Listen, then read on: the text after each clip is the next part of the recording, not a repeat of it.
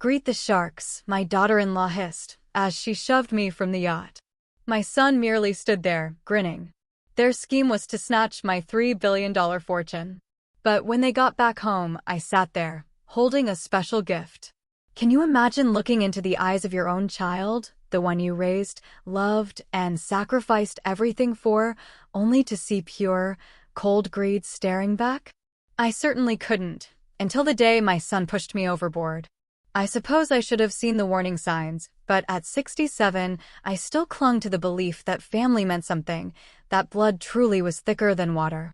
That morning had started deceptively beautiful. My son, David, called me himself, not through his assistant, which, looking back, should have been my first red flag. He invited me on what he called a celebration cruise on his new yacht. "Mom," he said, his voice dripping with what I mistakenly thought was genuine affection, "we want to toast your recovery from surgery. Just the three of us, like a real family." I'd been recovering from a hip replacement for 6 grueling weeks, and honestly, I was desperate for any sign that my son and his wife, Vanessa, still wanted me in their lives.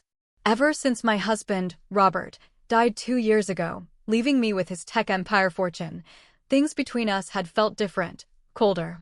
So I dressed with care that morning in the navy blue dress Robert always said brought out my eyes, and took a taxi to the marina. The yacht was magnificent, a gleaming white vessel that probably cost more than most people's houses.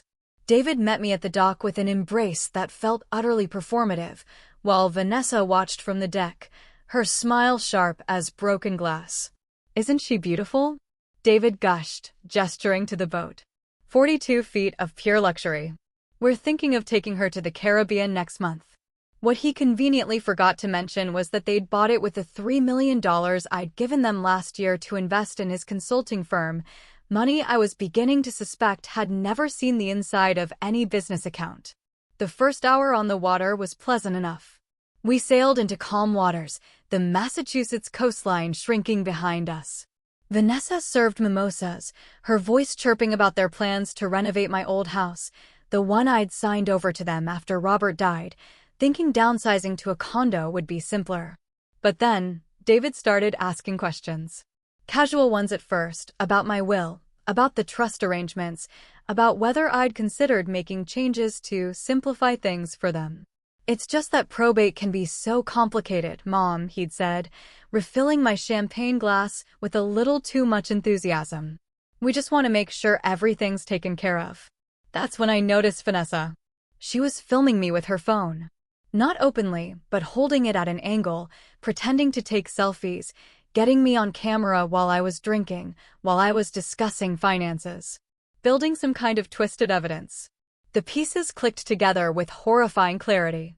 The surgery I'd had, they'd insisted on handling all the paperwork, bringing power of attorney documents to the hospital, claiming it was just temporary, just to help with bills while I recovered. The way my financial advisor had suddenly stopped returning my calls. "David," I said carefully, setting down my glass. My voice was calm, but inside, a storm was brewing. "I'd like to go back to shore now." That's when his mask slipped completely. "I'm afraid that's not going to happen, Mom." His voice was different now. Harder. Cold. "See, we need to have a conversation about your health, about your memory issues." "Memory issues?" I was sharper than both of them combined. "You've been showing signs of dementia," Vanessa added, stepping closer. "We have it documented. The doctors agree you're no longer capable of managing your financial affairs." That's absurd. But even as I said it, I realized how meticulously they'd orchestrated this. The boat was miles from shore. No other vessels in sight. Just the three of us, the vast ocean, and their twisted plan to either convince me to sign over everything, or... "Mom, we're trying to help you," David said, but his eyes were as cold as a winter sea. "We can do this the easy way or the hard way." I stood up slowly, my hips still aching, but my mind was crystal clear. "And if I refuse?" That's when Vanessa really smiled. For the first time all day. "Well, elderly woman, recent surgery, probably took too many pain medications, got disoriented on the boat." She shrugged, a chilling gesture. "Tragic accidents happen all the time. I had raised this man from diapers, taught him to ride a bike, paid for his college, his wedding, his house. And now he was standing there, nodding along while his wife threatened my life. "You're both insane if you think you'll get away with this." "Actually, Mom, we've thought it through pretty carefully." David pulled out a folder of papers. "Your signature here, transferring all assets to us immediately, for your own protection, and we all go home happy." I looked at the documents, at my son's expectant face, at Vanessa's phone still recording. Then I looked at the ocean, vast, dangerous, and somehow less frightening than the two people who were supposed to love me. "Go to hell," I said. That's when Vanessa moved behind me and whispered those words about sharks. The push wasn't violent. They were too smart for that. Just a sudden shove when I was off balance, looking out at the water. Over I went, navy dress and all, into the cold Atlantic. As I hit the water, I heard David shouting, "Mom, oh God, Mom." But I also heard Vanessa's voice, lower, talking to someone on the phone. "Yes, we'll need you to file the emergency petition first thing Monday morning." She's clearly not confident, too. Then the water closed over my head, and I had much bigger problems than their betrayal. I'm a strong swimmer. Robert and I used to do laps together every morning. But the cold shocked my system, and my clothes were dragging me down. I kicked off my shoes and broke the surface, gasping for air, just in time to see the yacht speeding away. They were actually leaving me there to die. That's when I spotted the fishing boat. Captain Jake Morrison. He was exactly the kind of man who'd jump into shark-infested waters to save a drowning grandmother, 60-something, weathered from decades on the ocean, and possessed of the kind of moral compass that seemed to be completely missing from my own family tree. "Holy hell, lady, what happened to you?" he asked as he and his teenage grandson, Tyler, hauled me aboard their fishing vessel. I was shivering uncontrollably, my teeth chattering so hard I could barely speak. Jake wrapped me in a blanket that smelled of salt and motor oil while Tyler started the engine. My family," I managed, my voice trembling. "The yacht, we saw them take off like a bat out of hell," Jake said grimly. "Didn't look back once. What kind of people leave someone floating in the middle of the ocean? The kind who inherit $3 billion if I'm not around to stop them," I thought. But out loud, I just said, "The kind who aren't really family." Jake radioed the Coast Guard. "Coast Guard, this is the Molly Sue. We've got a woman we pulled from the water about 12 miles southeast of Gloucester. She's conscious, responsive, but needs medical attention." "Wait." I grabbed Jake's arm, my voice hoarse. "Please, don't let them know you found me." "Not yet." Jake studied my face with the sharp eyes of someone who'd seen enough of life to recognize when someone was running from more than just cold water. "You in some kind of trouble?" "Yes, but not the kind you're thinking." I took a shaky breath. "I need to get to shore without anyone knowing I survived. Can you help me?" Tyler looked at his grandfather uncertainly. "Grandpa, shouldn't we?" "Should and shouldn't are funny things," Jake said slowly. "Sometimes doing the right thing doesn't look like following the rules." He keyed the radio again. "Coast Guard, this is Molly Sue. False alarm on that rescue. Turned out to be debris in the water. All clear." As we headed toward a small, private dock, Jake listened without interruption while I told him everything about David and Vanessa, about the money, about the documents they wanted me to sign. His expression grew darker with each detail. "So, they figured they'd rather be rich orphans than broke kids with a living mother," Jake said when I finished. "Apparently. So, what are you going to do?" That was the question. Wasn't it? What was I going to do? I was officially dead as far as David and Vanessa knew. They'd go back to shore, call the authorities, report me missing overboard, play the grieving family while they executed whatever legal documents they'd prepared. But here's the thing about being supposedly dead. It gives you options you never had while you were alive. "I'm going to let them think they won," I said, surprised by how calm my voice sounded. "And then I'm going to destroy them." Jake grinned for the first time since pulling me from the water. "Now that sounds like a plan worth helping with." Tyler dropped us at a tiny dock in a cove I'd never seen before. Jake knew a woman there who ran a small bed and breakfast. No questions asked. Cash only. Mrs. Chin, a tough-looking woman in her 70s, took one look at my bedraggled state and immediately started heating soup. She didn't even blink when Jake explained I needed a place to stay off the books for a while.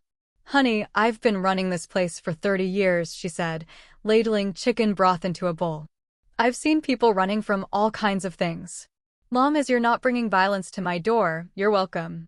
That evening, while David and Vanessa were presumably filing police reports about their tragically missing mother, I sat in Mrs. Chen's kitchen, wearing borrowed clothes and planning their downfall. Jake had agreed to be my eyes and ears. His boat was legitimately used for fishing charters, which meant he was often around the marina where David kept the yacht. He could monitor their movements, listen to their conversations, maybe even do some investigating of his own. Here's what I don't understand, I said, sipping my third cup of coffee. How are they planning to make this legal? Even if I died accidentally, there are procedures, investigations. That's what's been bothering me, too, Jake agreed. They had to have more than just forged documents. They needed someone on the inside.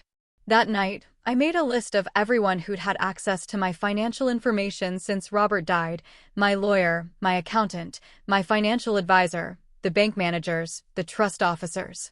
Someone had been feeding David and Vanessa information, helping them plan this. And I was going to find out who. But first, I needed to know exactly what story they were telling about my disappearance. Mrs. Chen had an old computer with internet access, and I spent hours reading news reports about the tragic boating accident that claimed the life of prominent businessman Robert Harrison's widow. The articles painted a picture of a grieving family dealing with an elderly woman's declining mental state. David was quoted extensively, talking about my confusion and memory issues in recent months. Vanessa had apparently sobbed to reporters about how worried they'd been about my safety. They'd even included a photo of me at David's birthday party last year, looking slightly bewildered as I held a drink. I remembered that moment. I'd been confused because no one had told me it was a surprise party, and I'd arrived at what I thought was a quiet family dinner to find 20 strangers in my former home. But in the photo, I just looked lost and elderly. Exactly the image they wanted to project. The obituary was already online. Margaret Harrison, beloved mother and grandmother, passed away in a tragic boating accident while enjoying an outing with her devoted family. In lieu of flowers, the family requests donations to the Alzheimer's Association. Even in death, they were spinning the narrative of my supposed mental decline. Bastards, I muttered, closing the laptop. Mrs. Chen looked up from her knitting.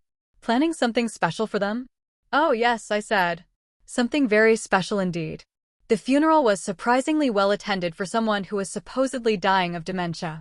I watched from across the cemetery, through binoculars Jake had borrowed from his fishing gear, hidden behind a maintenance shed that gave me a perfect view of the proceedings. David had spared no expense. A premium casket, empty, of course, elaborate flower arrangements, a professional program with my photo on the front. He and Vanessa stood at the graveside in perfectly coordinated black, accepting condolences from friends, business associates, and people I barely recognized. What struck me most was how genuinely sad some of the mourners looked. My neighbor Eleanor was crying openly. My book club friends had come. Even Dr. Peterson, who'd handled my hip surgery, was there, looking somber. These people genuinely cared about me, and David and Vanessa were accepting their sympathy while knowing full well I was alive. See anything interesting? Jake whispered, crouching beside me. Besides my son giving an Oscar-worthy performance? Look at who's not there. Jake adjusted his own binoculars. Like who? My financial advisor, Richard Barnes. My lawyer, Patricia Walsh. My accountant, Michael Torres. I lowered the binoculars, pieces clicking into place. The people who would normally be at the funeral of a client worth $3 billion are nowhere to be seen. Maybe they're busy with the estate stuff. Maybe. Or maybe they can't look people in the eye while they're part of this scheme. After the service, I watched David and Vanessa work the crowd like politicians, shaking hands, accepting hugs, playing their roles perfectly. But I also noticed how quickly they ushered people away when anyone started asking detailed questions about my final days. That afternoon, Jake drove me back to Mrs. Chen's in his pickup truck, taking a roundabout route to avoid any chance encounters.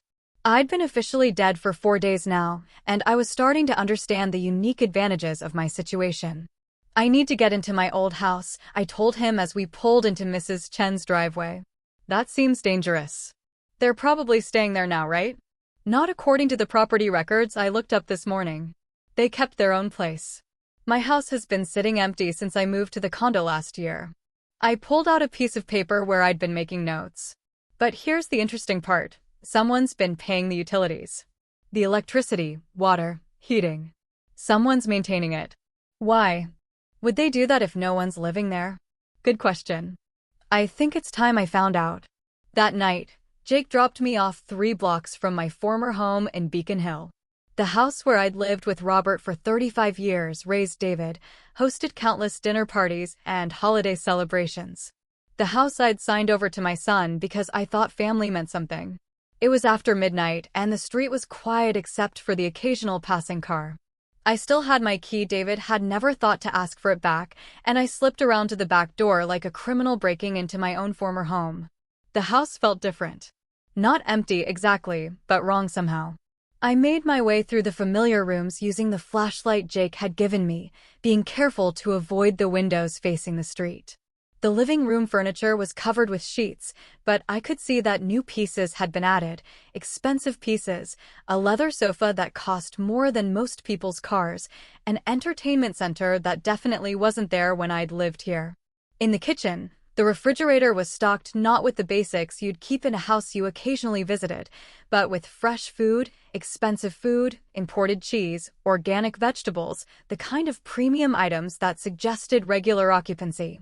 But it was in the home office, Robert's old study, where I found what I was really looking for. The desk was covered with documents, legal papers, financial statements, and most damning of all, a detailed timeline of what they called the Margaret Project. My own name turned into a code word for my elimination. I photographed everything with the disposable camera Jake had given me, my hands shaking with rage as I read through their plans. They'd been working on this for over a year, carefully documenting what they claimed were signs of my mental deterioration, doctor visits where they'd coached me to seem confused, social situations where they'd set me up to look disoriented. The birthday party photo in the newspaper? They'd deliberately not told me it was a surprise party, then captured my confused reaction. The medication mix-up I'd had 3 months ago that landed me in the emergency room? They'd switched my prescription bottles. Every moment of confusion, every instance where I'd seemed off balance or forgetful, had been carefully orchestrated and documented as evidence of dementia. But the most chilling document was a letter from someone signed only as MT, apparently one of their co-conspirators. The timeline needs to be accelerated. Margaret's been asking too many questions about the power of attorney documents. If she gets suspicious and goes to a lawyer independently, everything falls apart. I recommend moving to Phase 3 within the next 2 weeks. Phase 3, according to the timeline, was my death. I was photographing the last document when I heard a car door slam outside. Headlights swept across the front windows, and I heard voices approaching the front door. David and Vanessa, coming home from their grief performance. I quickly gathered my things and headed for the back door, but I could hear their conversation as they entered. Think the Peterson woman bought it? She was crying too hard to think straight. Besides, what's she going to investigate? Mom fell off a boat. It happens. What about the will? How long before probate? Opens Monday. MT says we'll have full access to the accounts within 6 weeks. I slipped out the back door and into the garden, my heart pounding. But as I crept along the side of the house toward the street, I heard something that stopped me cold. A baby crying. There was a baby in my former house. David and Vanessa had never mentioned having a child, which meant there was more to this story than I'd realized. The baby changed everything. As I crouched behind the rose bushes I'd planted 20 years ago, listening to the sound of an infant crying in my former home, I realized this wasn't just about my money. This was about something much bigger. Jake picked me up at the corner 15 minutes later, and I was still shaking as I climbed into his truck. "You look like you've seen a ghost," he said. "Worse. I've seen my replacement." I told him about the baby, about the documents, about the mysterious MT who seemed to be orchestrating everything. "A baby?" Jake repeated slowly. "They never mentioned having a kid. Never. And David always said he and Vanessa weren't ready for children. Said they were too focused on their careers." I pulled out my disposable camera. I need to get these photos developed, but not at any place they might have connections. Jake knew a guy in Gloucester who ran a 1-hour photo shop and didn't ask questions. While we waited for the pictures, we sat in Jake's truck, drinking coffee from a gas station, trying to piece together the puzzle.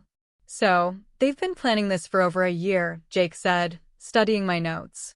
Systematically making you look incompetent, documenting everything, getting someone inside your financial team to help them. And now there's a baby involved, which means either they've been lying about having children or... I stopped, another possibility occurring to me. Or the baby isn't theirs. What do you mean? Think about it. If they've been planning to steal my fortune, they'd want to make sure they have a legitimate heir. Someone to inherit everything if something happened to them. But they'd need a child with the right bloodline, the right legal claim. Jake looked at me with concern. You think they stole a baby? I think they did something. And I think MT, whoever that is the key to understanding what. The photos were devastating when developed. Clear evidence of their year-long conspiracy, complete with timelines, fake medical reports, and financial projections showing how they planned to spend my money. But the most disturbing photo was the last one. A birth certificate I'd almost missed, tucked under other papers. Baby Harrison, born 3 weeks ago. Mother, Vanessa Harrison. Father, David Harrison. But I'd been around Vanessa just 4 days ago on that yacht. She definitely wasn't recovering from childbirth. This birth certificate is fake, I told Jake. Completely fabricated. So, whose baby is it? That night, I couldn't sleep. I lay in Mrs. Chen's guest room, staring at the ceiling, thinking about everything I'd learned. My son and daughter-in-law had spent over a year systematically destroying my reputation, planning my murder, and forging documents to steal my fortune. And now they had a baby whose existence they were hiding from the world. The next morning, I made a decision that surprised even me. I'm going back, I told Jake over breakfast. But not to the house. I'm going to follow them. That's dangerous as hell, Margaret. If they see you. They won't, because as far as they know, I'm fish food. I spread out a local map on Mrs. Chen's kitchen table. Look, they have to take the baby somewhere during the day. Daycare, babysitter, something. Babies don't just disappear for 8 hours while their parents play grieving family. Jake studied the map doubtfully. And what are you hoping to find? The truth about that baby and hopefully the identity of MT. Mrs. Chen, who'd been quietly listening while washing dishes, finally spoke up. There's a private investigator in town who owes me a favor. Professional, discreet, and very good at following people without being seen. I can't involve anyone else in this, I protested. Honey, Mrs. Chen said, drying her hands on a dish towel. You're way past being able to handle this alone. These people tried to kill you. They're not going to hesitate to try again if they figure out you're alive. She was right, of course. But hiring a private investigator would require admitting to more people that I wasn't actually dead. It meant expanding the circle of people who knew my secret. What kind of favor does this investigator owe you? Mrs. Chen smiled mysteriously.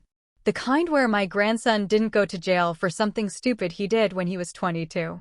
PI named Danny Crawford, former cop, very reliable and excellent at making problems disappear. By noon, I was sitting in Danny Crawford's small office above a sandwich shop in downtown Gloucester, telling my story for the 3rd time in a week.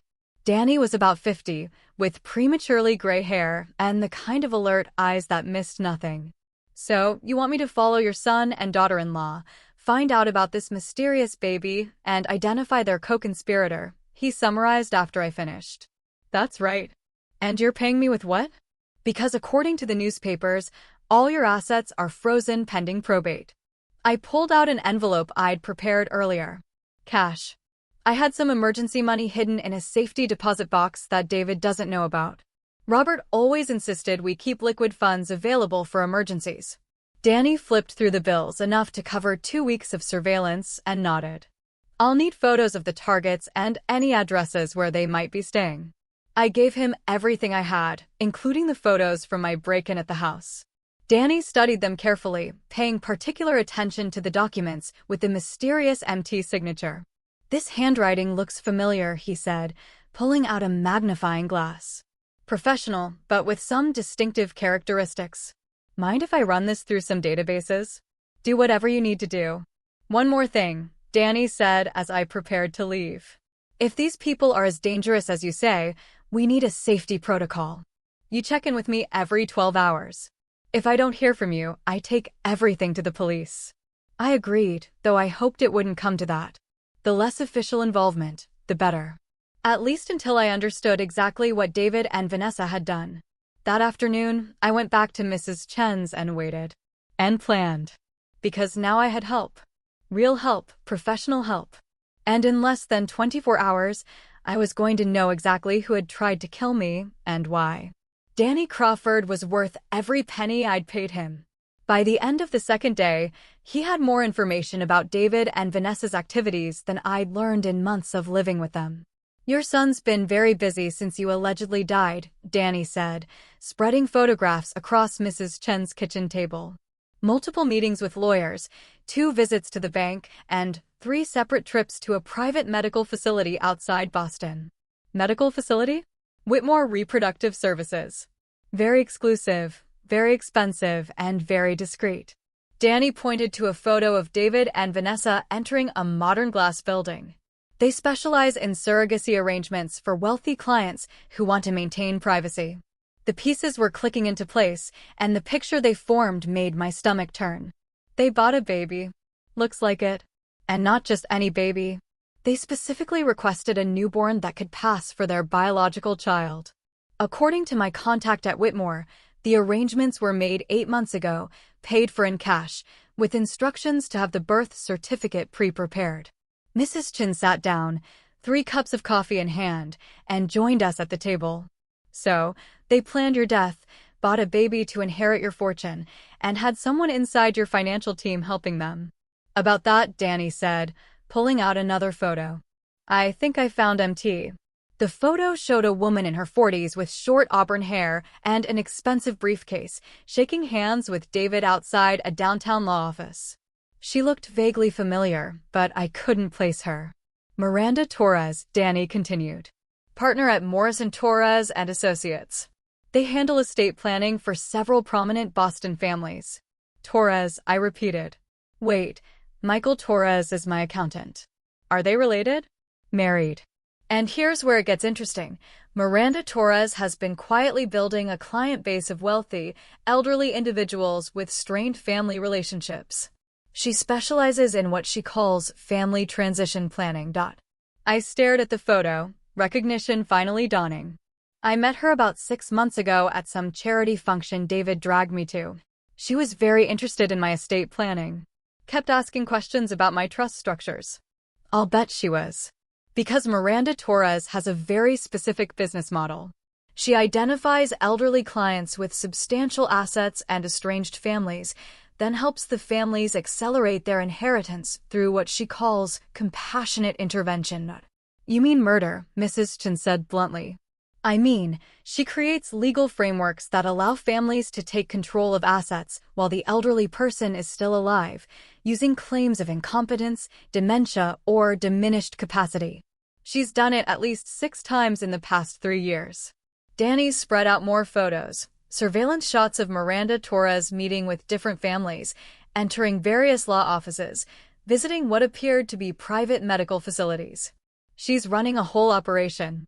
Finds wealthy elderly people with greedy relatives, helps orchestrate evidence of mental decline, provides legal cover for asset transfers, and takes a substantial cut of the inheritance. And if the elderly person refuses to cooperate or gets suspicious, they have accidents, boating mishaps, falls downstairs, medication overdoses, always tragic, always plausibly accidental, and always financially convenient for the surviving family. I felt sick. This wasn't just about my money. It was about a systematic operation targeting vulnerable seniors. How many people has she killed? That I can prove? None. That I suspect? At least 12 over the past 5 years.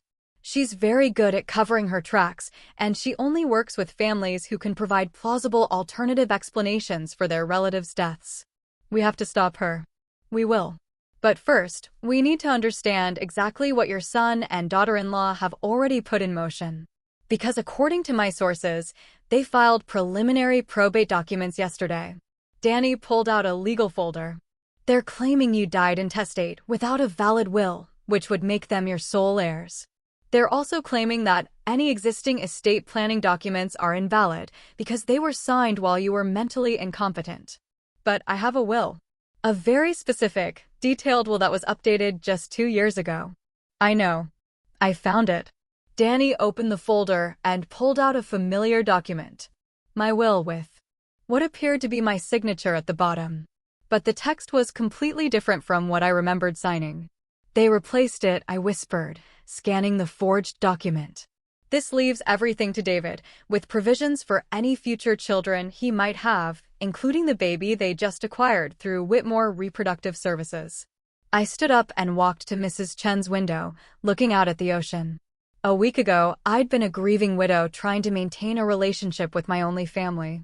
Now I was a murder victim who'd survived her own assassination, discovering that my son was part of a larger criminal enterprise targeting elderly people. There's something else, Danny said gently. About the baby. I turned back to face him. The birth mother was a 17-year-old girl named Sarah Collins. Runaway from Maine. No family, no support system. Miranda Torres found her at a shelter in Portland and offered her $50,000 to carry a baby for a loving couple who couldn't have children. Where is she now? Danny's expression was grim. According to the medical records, she died from complications during delivery. But I spoke to a nurse at Whitmore who remembers Sarah, healthy girl, no risk factors, normal pregnancy, right up until the day she gave birth. The implication hung in the air like smoke. They killed her, I said. I think so, but I can't prove it yet.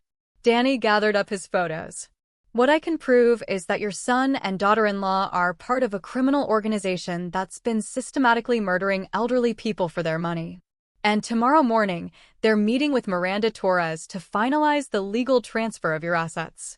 I sat back down, my mind racing. Where? Torres's office downtown. 10 a.m. I looked at Mrs. Chin, then at Danny, then at the photos spread across the table showing my son shaking hands with a professional killer. Then I guess it's time for Margaret Harrison to rise from the dead. The hardest part about planning your return from the dead is deciding which audience gets the shock first. I could confront David and Vanessa privately, giving them a chance to explain themselves. But that assumed they deserved an explanation. Or I could make my resurrection public, letting them discover I was alive the same way the rest of the world would. I chose option 3, strategic haunting. You want a what? Danny asked when I explained my plan. I want them to know I'm alive, but not know how much I know about their operation. I want them scared, off balance, making mistakes. Mrs. Chin nodded approvingly. Psychological warfare. I like it. The plan was simple but effective. While David, Vanessa, and Miranda Torres were in their downtown meeting, dividing up my assets, I would be making my presence known in more subtle ways. Danny had discovered that they were keeping the baby at David's house during the day with a private nurse who'd been hired through one of Miranda Torres's front companies. The nurse, a woman named Carol Peterson, had no idea she was caring for a baby that had been essentially purchased through the death of its teenage mother. Carol's a good person, Danny assured me after running a background check. Single mom, nursing degree, clean record.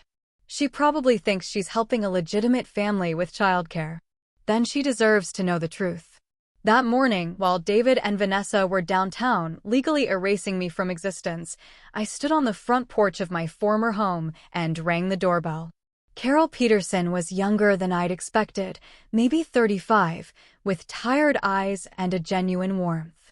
She opened the door, holding a baby bottle and wearing scrubs covered with cartoon animals.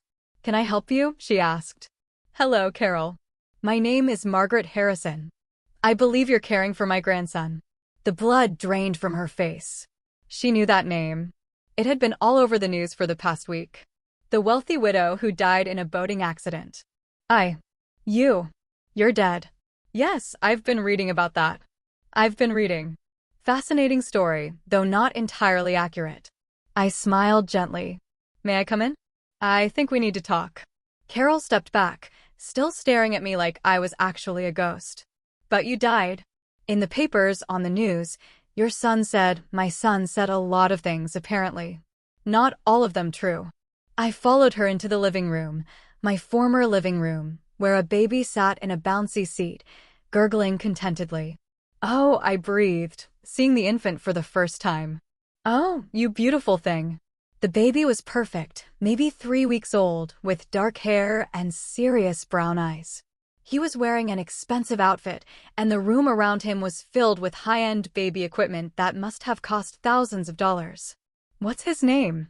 I asked, settling into a chair beside the bouncy seat. Baby Harrison, Carol said automatically, then caught herself. I mean, they said his name was going to be Robert Jr. after his grandfather, but they haven't decided for sure. They haven't decided because they don't know him well enough to name him, I said softly. Because he's not really their baby, is he? Carol sat down heavily on the sofa. I don't understand what's happening. You're supposed to be dead. And David and Vanessa, they're supposed to be grieving parents who needed help with their newborn while they dealt with family matters. Carol, I need you to listen very carefully. This baby is not David and Vanessa's biological child. They purchased him through an illegal surrogacy arrangement that resulted in the death of his birth mother. And they attempted to murder me 6 days ago so they could steal my inheritance and raise this child as their heir. That's impossible. I pulled out the photos Danny had taken, the documents I'd copied from David's home office, the evidence of Miranda Torres's criminal operation. I showed Carol everything, watching her expression shift from disbelief to horror as the scope of the conspiracy became clear. The teenage girl who gave birth to this baby was named Sarah Collins, I said gently. She was 17 years old, with no family, no support system. They told her she was helping a loving couple who couldn't have children. She died during delivery under suspicious circumstances. Carol was crying now, looking at the baby with new understanding. He's an orphan. Yes. And if David and Vanessa get away with this, he'll grow up thinking they're his parents, never knowing his real mother died to give him life. What do you want me to do? I want you to take pictures. Document everything you can about how they treat him, what they've told you, who else has been involved. And then I want you to help me make sure this baby grows up knowing the truth about where he came from. Carol wiped her eyes and nodded. His real name should be Robert Sarah Harrison, after his grandfather and his birth mother. That's perfect. I spent an hour with Carol and baby Robert Sarah, taking photos, documenting the setup in my former home, and explaining what would happen next. Carol agreed to continue caring for the baby while secretly gathering evidence and keeping me informed about David and Vanessa's activities. They'll be back around noon, she told me as I prepared to leave.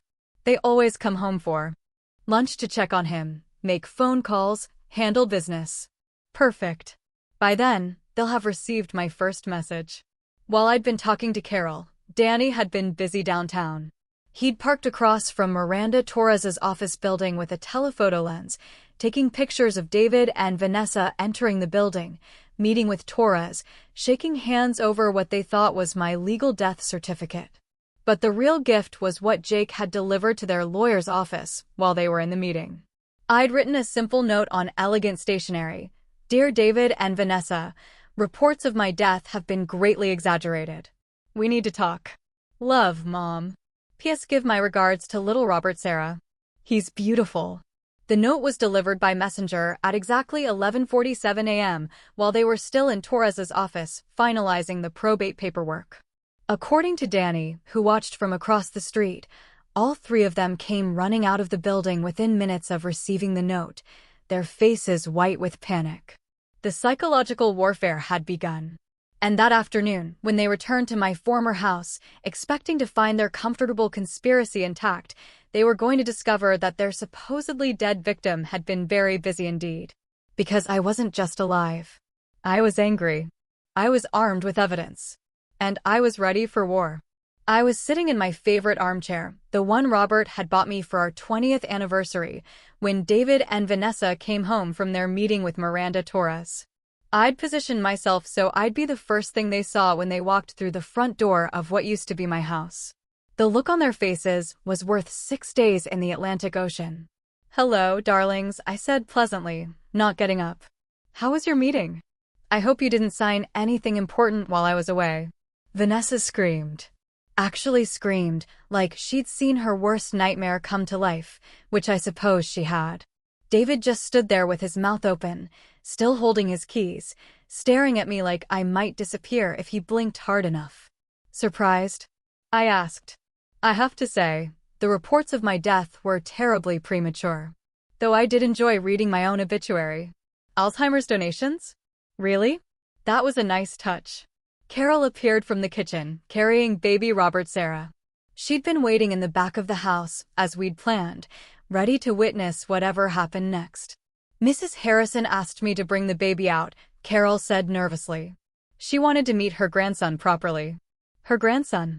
Vanessa found her voice, though it came out as a croak. Carol, this woman she's dead. I supplied helpfully. Yes, we covered that.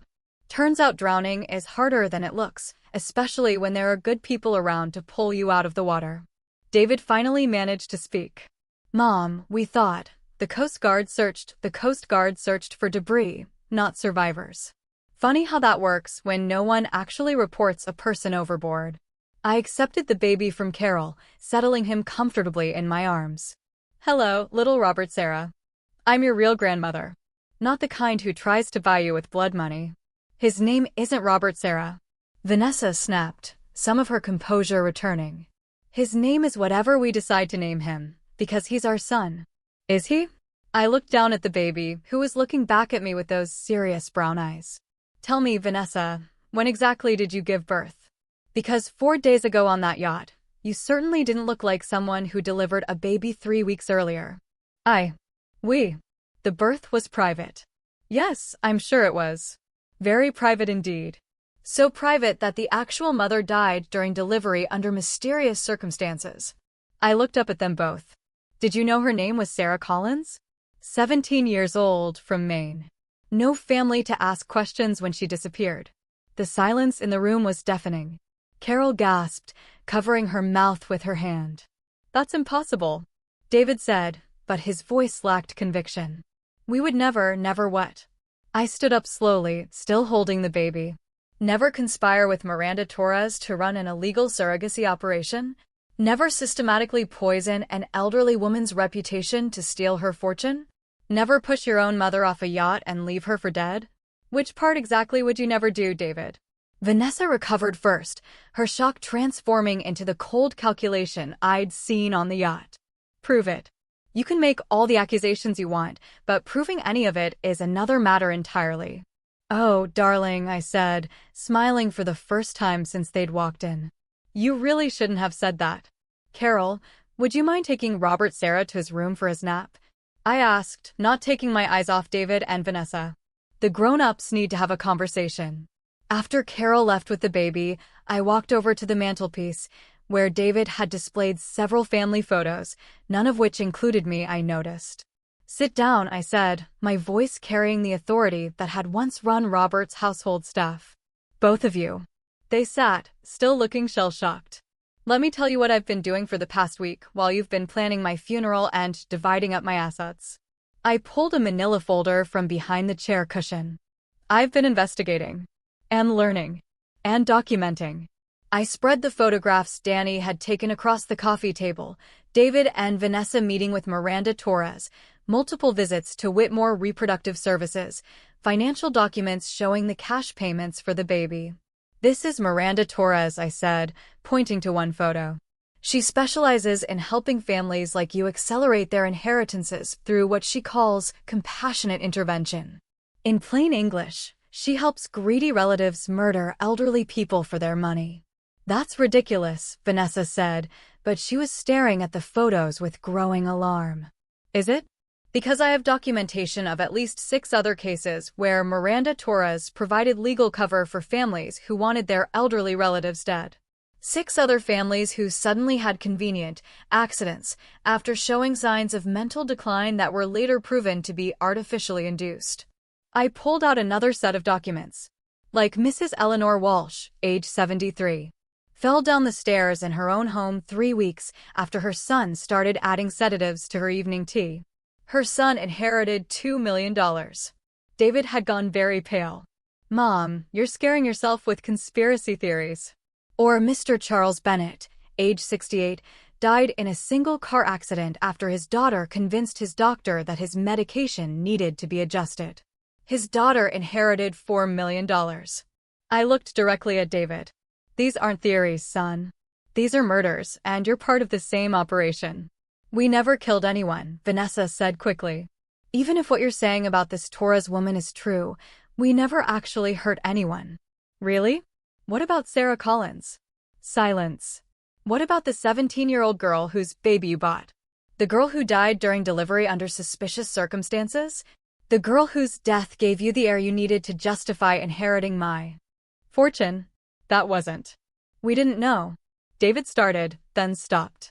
Didn't know that Miranda Torres was running a black market baby operation using vulnerable teenage girls? Didn't know that those girls had a habit of dying during delivery? Didn't know that you were accessories to murder? I pulled out another document, Sarah's death certificate, which Danny had obtained through his contacts. Sarah Collins died from what the medical examiner called unexpected cardiac arrest during delivery. But according to the nurse who was present, Sarah was healthy, young, and showing no signs of distress right up until the moment she stopped breathing. Carol had returned and was standing in the doorway, listening to everything. The same nurse, I continued, who told my investigator that Miranda Torres was present during the delivery and that she personally administered what she claimed was a routine medication just minutes before Sarah went into cardiac arrest. Your investigator? David asked weakly. Oh, yes. Did you think I was handling this alone?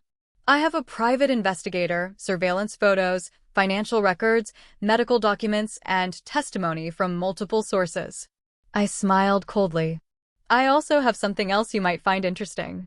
I walked over to what used to be Robert's desk and opened the top drawer, pulling out a small digital recorder.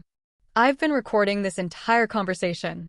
Every word you've said, every admission you've made, every piece of evidence you've confirmed. I held up the recorder. Did you know that in Massachusetts, only one party needs to consent to recording a conversation? And since this is taking place in what used to be my home, I think I qualify as a consenting party. Vanessa jumped to her feet. You can't use that in court. It's entrapment or something. Actually, it's evidence. Evidence of conspiracy, fraud, and accessory to murder. Evidence that will put both of you in prison for a very long time. David finally found his voice. What do you want? What do I want? I laughed, and it wasn't a pleasant sound. I want my money back. I want that baby properly adopted by a family who will love him and tell him the truth about his birth mother. I want Miranda Torres arrested for the serial killer she is. And I want you both to spend the rest of your lives remembering that you tried to murder your own mother for money. And if we cooperate? Vanessa asked. If you cooperate, I might consider not pressing charges for attempted murder. The fraud charges, the conspiracy charges, the accessory to murder charges, those are out of my hands now. But attempted murder is my choice. I looked at both of them.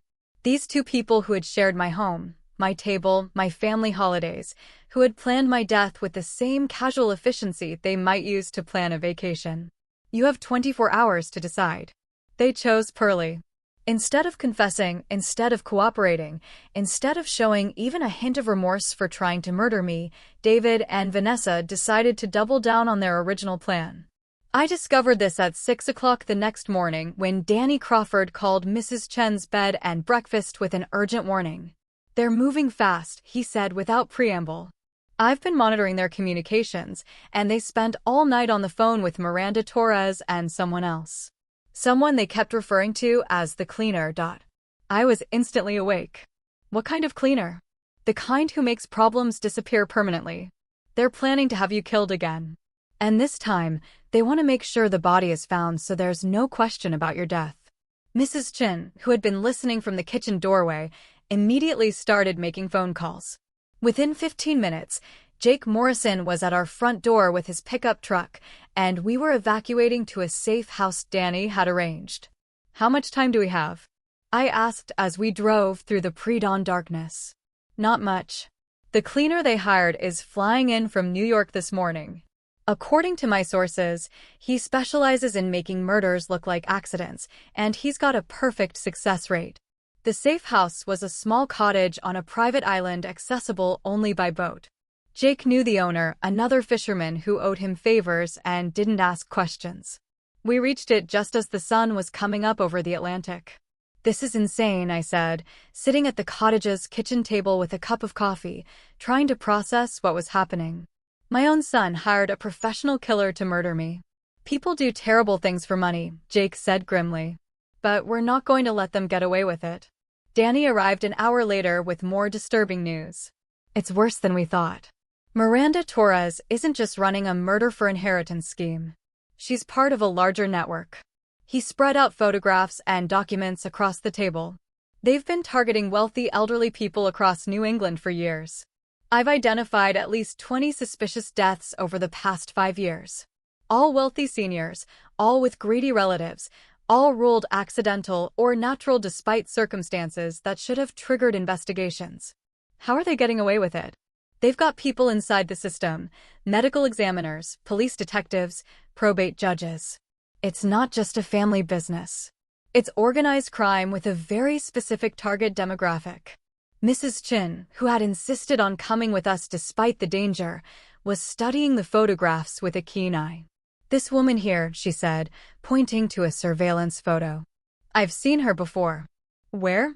"At the hospital where I volunteer. She was there about 6 months ago, asking questions about elderly patients who didn't have family visitors. Said she was from some kind of social services agency." Danny and I exchanged looks.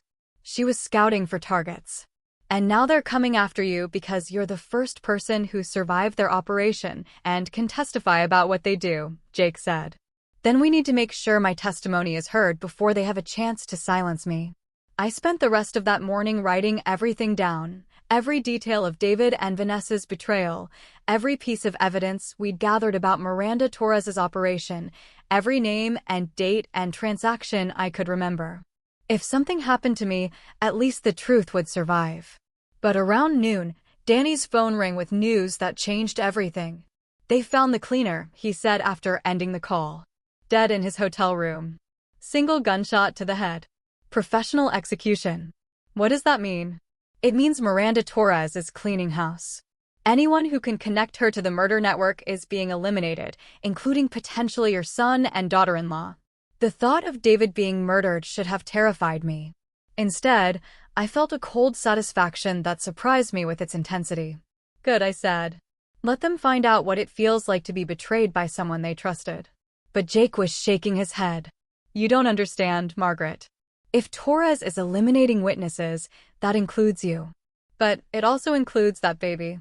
An orphaned infant with no legal guardians is a loose end she can't afford." My blood ran cold.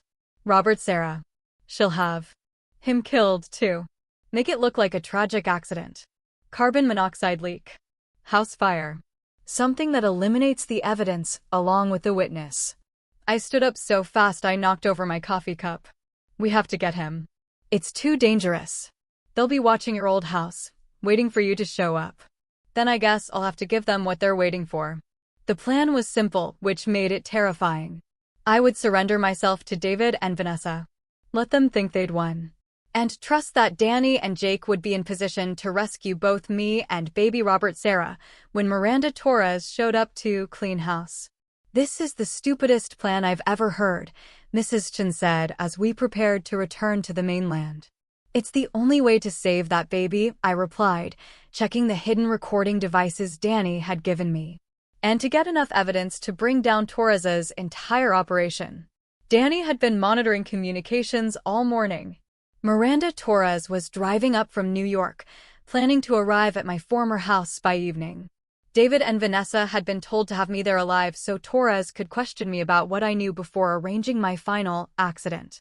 "They think I'm going to trade my life for the babies," I told Jake as his boat approached the dock in Gloucester. "They have no idea I've been planning this for days." The recording devices were hidden throughout my former house, planted by Carol Peterson while David and Vanessa were out making their arrangements with Torres. Carol had also positioned cameras in strategic locations and would be hiding in the basement with baby Robert Sarah, ready to escape through the old servant's entrance if things went wrong. "You sure about this?" Jake asked as we reached the dock. "I'm sure that if I don't do this, an innocent baby will die because of my son's greed." That's not something I can live with. I walked up to my former front door at exactly 6 o'clock. As arranged, David answered, looking haggard and frightened. "Mom," he said. And for just a moment, I heard my little boy in his voice. The child I'd raised, loved, sacrificed for. "Hello, David. I'm here as promised." Vanessa was pacing in the living room, her usual composure completely shattered. "She'll be here soon," she said without looking at me. "Miranda Torres. She wants to talk to you." "I'm sure she does." "Mom," David started, then stopped. "I never wanted it to go this far." "But you let it," I said simply. "You let it go this far because $3 billion was worth more to you than your mother's life." He couldn't meet my eyes. Miranda Torres arrived precisely at 7 o'clock. She was smaller than I'd expected, a neat, professional-looking woman who could have been anyone's accountant or lawyer, which I suppose she was. "Mrs. Harrison," she said pleasantly, extending her hand as if we were meeting at a cocktail party. "I'm so glad you survived your boating accident. We have a great deal to discuss." "I'm sure we do." She sat across from me in what used to be my own living room, opened a leather portfolio, and began speaking as if we were negotiating a business contract. "You've caused quite a bit of trouble for my clients," she said. "David and Vanessa followed my instructions precisely, and yet here you are, very much alive and apparently well-informed about matters that don't concern you. Murder concerns me, especially when it's my own. I prefer to think of what we do as estate planning acceleration, helping families access inheritances that would otherwise be tied up for years in lengthy probate proceedings." She smiled coldly. "We provide a valuable service to people who understand that time is money." "And the elderly people you kill? What service do you provide to them?" "Peace. An end to the confusion and fear that comes with age-related cognitive decline. A dignified death that allows their families to remember them as they were, not as they become." I stared at her, amazed by her ability to rationalize mass murder. "How many? How many what? How many people have you killed?" She consulted her portfolio as if checking appointment schedules. "Over the past 5 years, my clients and I have successfully resolved 37 cases involving elderly individuals whose continued existence was creating financial and emotional hardship for their families." 37 murders. She was confessing to 37 murders as if they were tax returns she'd filed. "And you're planning to make me number 38? "Oh, Mrs. Harrison, I'm afraid you'll be number 39. We had to resolve another matter earlier today, a gentleman who was becoming too curious about our operations." She smiled. "But yes, you will unfortunately need to have another accident. A more permanent one this time." "And the baby?" "Tragic carbon monoxide leak. These old houses, you know? Faulty heating systems can be so dangerous." I looked at David and Vanessa, who were sitting frozen on the sofa like mannequins. "This is what you wanted?" "Not just my death, but the death of an innocent baby." Neither of them answered. "The baby is a loose end," Torres continued matter-of-factly. "His existence complicates the inheritance structure, and his origins raise too many questions. Much simpler to eliminate him now and claim that David and Vanessa are tragically childless and in need of the emotional support that only significant wealth can provide." That's when I smiled for the first time since she'd arrived. "Miss Torres," I said pleasantly, "I think there's something you should know." "And what's that?" "You're under arrest." The FBI agents came through every door simultaneously, front, back, basement, and even through the windows. They'd been listening to every word Miranda Torres had said, recording her confession to 37 murders and her plans to commit 2 more. "Miranda Torres," Agent Sarachan announced, "you're under arrest for conspiracy to commit murder, wire fraud, elder abuse, and racketeering." Torres tried to run. She actually bolted for the kitchen, probably hoping to escape through the back door. She made it about 6 feet before 3 agents tackled her to my former hardwood floors. David and Vanessa just sat there in shock as Agent Chen read them their rights. "Margaret Harrison," Agent Chen said, turning to me with a smile. "That was extremely dangerous and extremely well done." It turned out that Danny Crawford wasn't just a private investigator.